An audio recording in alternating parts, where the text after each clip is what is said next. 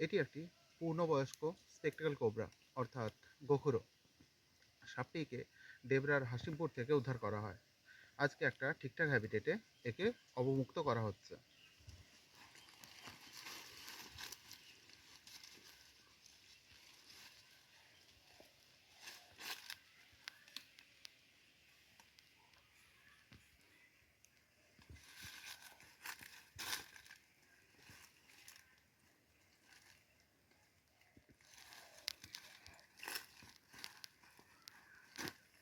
এখানে